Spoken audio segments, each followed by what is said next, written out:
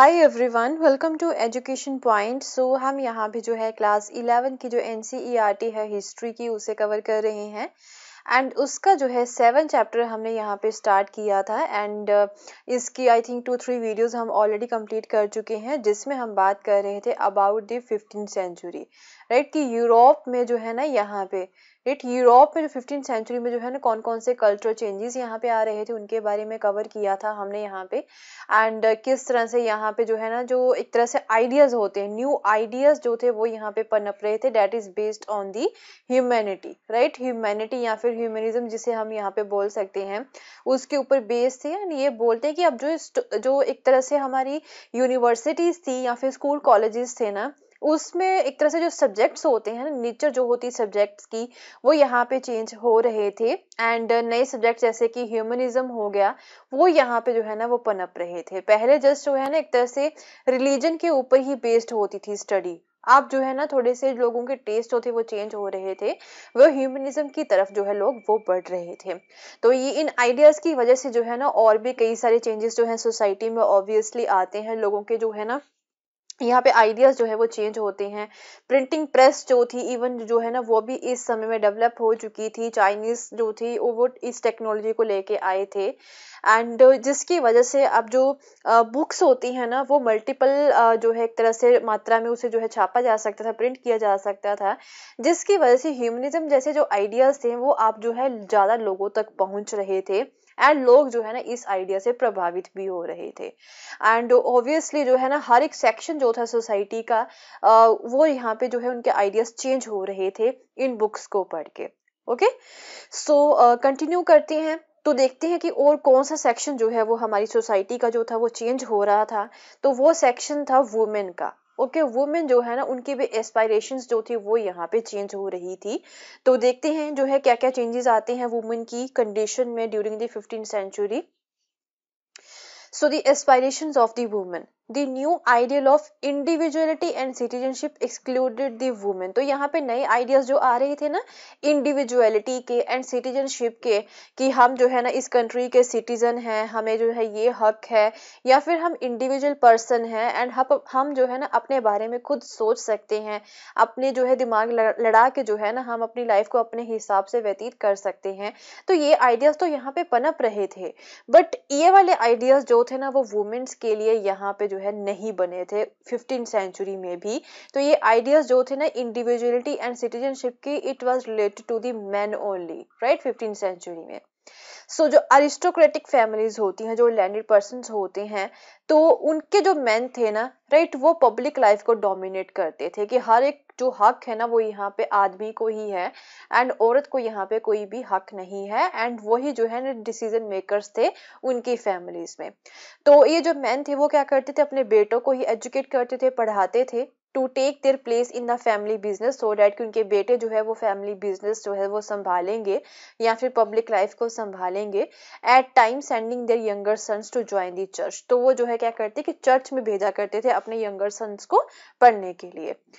However जब शादी की बात आती थी तो उनके लिए जो दहेज था ना वो यहाँ पे जो है एक इन्वेस्टमेंट होती थी, राइट। इन्वेस्टमेंट किसके लिए? फैमिली बिजनेस के लिए, right. Although there dowries were invested in the family business, तो तब जाके जो वुमेन है वो इनके लिए इंपॉर्टेंट हो जाती थी।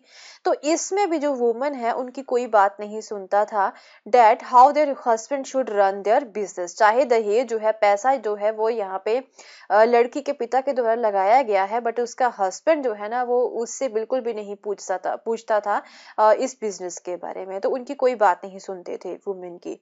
Often marriages were intended to strength the business alliances, तो उस समय में मैरिजेस जो थी ना वो जो बिजनेस संबंध होते हैं, बिजनेस अलायंस होते हैं, उन्हें ही स्ट्रेंथन आउट करने के लिए जो है की जाती थी। तो अगर जो है ना कोई लड़की एक अच्छी डाउरी नहीं लेके आती है तो उनकी जो बेटी थी ना उन्हें कॉन्वेंट्स भेज दिया जाता था सो डैट कि वो एक नन की लाइफ जो है वो स्पेंड करे। Obviously the public role of women जो था वो काफी लिमिटेड था एंड वो जो है उन्हें ऐसा माना जाता था कि वो उसे बच्चों की या फिर घर की ही देखभाल यहाँ पे करनी है। अगर मर्चेंट्स की फैमिली की बात करें, ये तो हमने प्रीवियस स्लाइड में बात की है अरिस्टोक्रेटिक फैमिलीज की, जो लैंडेड पर्सन थे, रिच पर्सन थे। तो मर्चेंट्स जो थे ना वो भी काफी अच्छे खासे थे, बट मर्चेंट्स की फैमिलीज की जो पोजीशन थी ना वो थोड़ी सी एक तरह से डिफरेंट थी उन वुमेन की। क्या था यहाँ पे, जो शॉपकीपर्स थे, राइट, जो यहाँ पे शॉपकीपर्स थे ना, उनकी जो वाइफ थी वो यहाँ पे शॉप को रन करवाने में उनकी हेल्प करती थी। मर्चेंट्स या फिर जो बैंकर्स होते हैं ना, उनकी जो वाइफ्स थी वो बिजनेस को जो है यहाँ पे बिजनेस की देखभाल भी करती थी, जब जो मेल मेंबर्स होते हैं ना घर के वो दूर कहीं जाके काम कर रहे होते थे। जब कभी यहाँ पे सपोज करो किसी मर्चेंट की अर्ली डेथ हो गई, तो उसकी जो विडो होती थी ना वो यहाँ पे एक मेन रोल प्ले करती थी पब्लिक लाइफ में, and then the aristocratic families. तो कुछ वुमेन जो थी वो इंटेलेक्चुअली भी जो थी वो काफी क्रिएटिव भी थी एंड काफी सेंसिटिव भी थी about the importance of the humanist education, क्योंकि उस समय में जो ह्यूमनिस्ट एजुकेशन था वो तो फैल चुकी थी। तो कुछ वुमेन जो है ना वो काफी क्रिएटिव भी थी एंड सेंसिटिव भी थी जो है ह्यूमनिस्ट एजुकेशन की इंपॉर्टेंस को लेके। Even though the study of letters promises and offers no reward for the women and no dignity. तो यहाँ पे वो बोलती हैं, एक लड़की थी यहाँ पे, वुमेन थी वेनेटियन कैसेंड्रा फिडेल। तो वो बोलती हैं कि जो यहाँ पे एक तरह से चाहे ह्यूमनिज्म की भी जो स्टडी है, राइट, या फिर उनके जो लेटर्स है ना उसमें वुमेन के लिए या फिर उसकी डिग्निटी के लिए जो है कोई रिवॉर्ड नहीं है ह्यूमनिज्म की जो ये बुक्स है यहाँ पे। बट फिर भी every women ought to seek and embrace the studies, but फिर भी जो है ना हर वुमेन को जो ह्यूमैनिटीज की स्टडीज है ना वो पढ़नी चाहिए, right? And she was one of the handful of women who questioned the idea that women were incapable of achieving the qualities of a human scholar. तो वो जो है ना एक ऐसी वुमेन थी जिन्होंने इस आइडिया को क्वेश्चन किया था कि जो वुमेन है वो ह्यूमन स्कॉलर नहीं बन सकती है, ऐसा बोला जाता था मेल पर्सन्स के द्वारा। तो इस आइडिया को जो है उन्होंने क्वेश्चन आउट भी किया था। एंड जो फिडेले थी ना वो ग्रीक एंड लैटिन भाषा में काफी ज्यादा प्रोफिशिएंट भी थी, एंड इवन जो है ना यूनिवर्सिटी जो थी पादुआ की, तो वहां पे उन्हें जो है लेक्चर देने के लिए भी बुलाया गया था। Fedele writings bring to focus the general regard for education in that age, right? तो उस समय में जो है ना एक तरह से वुमेन एजुकेशन को लेके जो है ना उनकी राइटिंग्स जो थी वो इसी टॉपिक के ऊपर ही जो है ज्यादा फोकस करती थी, वुमेन एजुकेशन को लेके। तो इस आइडिया के ऊपर भी जो है फोकस दिलवाया था उनकी राइटिंग्स ने। She was one of the many Venetian women writers who criticise the republic for creating a highly limited definition of freedom that favored the desires of men over those of the women।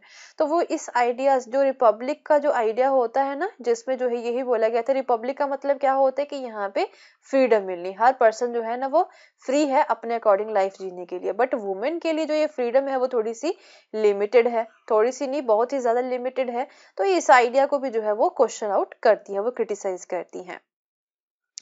तो एक और remarkable women थी the Marchesa of the Mantua, and she ruled the state. उन्होंने पूरे rule एक तरह से पूरे स्टेट को रूल किया है जब उनके हस्बैंड जो थे वो एब्सेंट थे और किसी दूर जगह पे जो है वो गए हुए थे बिजनेस पर्पस के लिए। एंड एक तरह से वो ये जो स्टेट थी ना मैंटुआ स्टेट जो थी वो उनकी इंटेलेक्चुअल ब्रिलियंस की वजह से जो है ना बहुत ज्यादा फेमस थी।